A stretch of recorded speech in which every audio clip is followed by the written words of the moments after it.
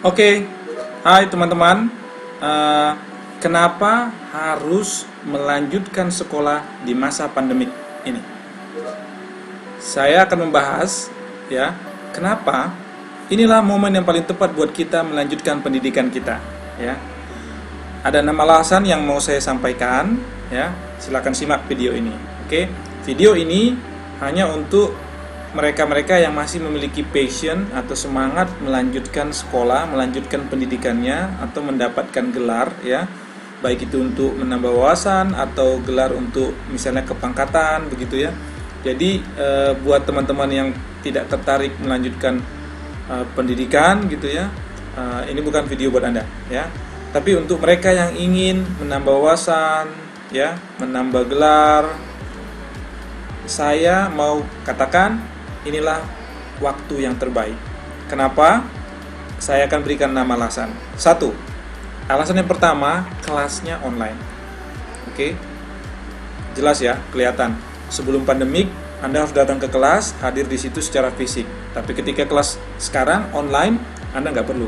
Yang penting Anda punya laptop, ada Teams dan Zoom, lalu Anda bisa mengikuti kelas secara online dimanapun Anda berada. Oke, jadi tidak terbatas oleh tempat.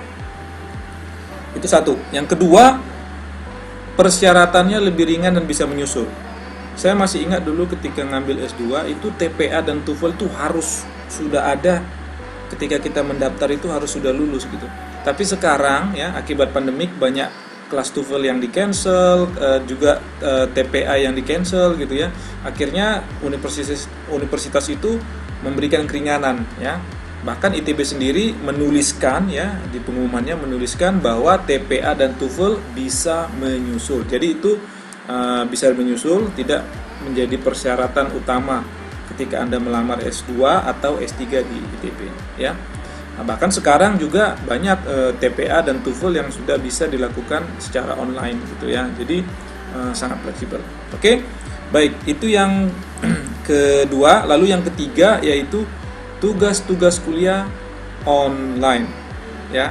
Mungkin Anda masih ingat dulu ketika ada tugas kuliah ya dari dosen, kita harus ketik, lalu kita harus print, lalu kita harus kumpulkan pada minggu berikutnya di kelas dosen tersebut ya. Atau sebagian dosen ada juga yang menyuruh kita untuk datang ke ruangan dia, menyerahkan secara fisik tugas tersebut.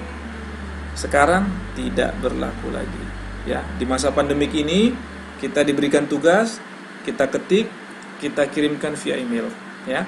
Menghemat kertas, menghemat waktu. Oke? Lalu yang ketiga itu, yang keempat, hemat biaya hidup, living cost. Ini sudah pasti ya. Sebelum pandemi ketika Anda keterima di ITB, Anda harus hadir di Bandung, Anda harus cari kos, Anda harus mikir biaya makan, Anda harus mikir ongkos angkot ya, angkutan ke kampus gitu ya, dan biaya-biaya yang lain gitu. Tapi ketika pandemik ini ya, teman saya yang di Medan, Kalimantan dan Papua, mereka tetap stay di tempat mereka masing-masing, melakukan daftar ulang dan juga mengikuti kelas dari tempat masing-masing. Jadi tidak mikirin biaya kos, tidak mikirin biaya makan, tidak mikirin ongkos untuk ke kampus gitu. Jadi jauh lebih hemat ya, jauh lebih hemat. Oke. Ini berlaku juga untuk buat kelas profesi keinsinyuran ya, dan kelas-kelas yang lain. Oke. Itu yang keempat. Lalu yang kelima, sambil kerja.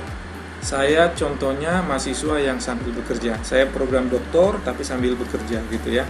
Karena dengan online itu tadi seperti yang poin pertama, saya nggak harus hadir secara fisik. Jadi saya bisa bekerja sambil ikut kuliah gitu.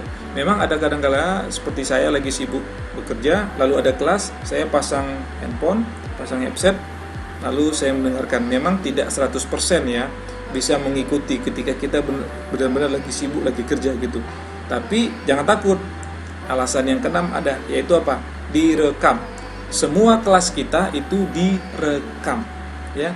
Jadi ketika selesai kelas di Teams atau di Zoom, rekamannya itu akan bisa kita download, lalu bisa kita ulang-ulang ya ketika kita punya waktu luang untuk mendengarkan penjelasan dari dosen yang bersangkutan, sehingga kita tidak missing apapun gitu. Jadi kita bisa mengikuti semua penjelasan dosen tersebut 100% gitu. ya, karena rekaman tersebut, ya. Jadi sambil bekerja, ya, dan ada rekaman gitu, itu sangat membantu kita sehingga kualitas pengetahuan kita, ya, itu sama dengan teman-teman yang lain gitu karena ada rekaman itu. Anda bayangkan aja ketika Anda sebelum pandemik, ya, ketika kita hadir di kelas, ya kan, kadang-kadang 2 jam kelas itu kan kita ngantuk, ada beberapa penjelasan yang tidak kita ikuti dengan baik gitu sehingga kita tidak bisa ulangin. Nah, di sistem online ini dengan adanya rekam itu kita bisa mengulang lagi untuk menggali apa sih sebenarnya maksud dan dari penjelasan dosen kita tersebut gitu, ya. Jadi itulah 6 alasan kenapa inilah momen terbaik buat Anda untuk apa? Untuk melanjutkan sekolah, melanjutkan pendidikan ke jenjang yang lebih tinggi lagi gitu. Karena alasan-alasan tersebut, keuntungan-keuntungan tersebut. Oke, buat Anda yang ingin melanjutkan program profesi keinsinyuran di ITB misalnya ini ada jadwalnya nih. Itu sampai 20 Juli ya 2020. Ya, ini sebenarnya sudah berlalu, tapi seharusnya untuk 2021 itu sama ya, 20 Juli 2021 biasanya konsisten gitu ya. Jadi ini masih bulan Juni, jadi Anda bisa meluangkan waktu untuk mempersiapkan ya persyaratan-persyaratannya.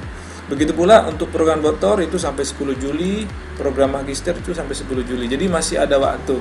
Jadi bagi Anda yang ingin melanjutkan pendidikan Anda ya, seperti saya di program doktor ya,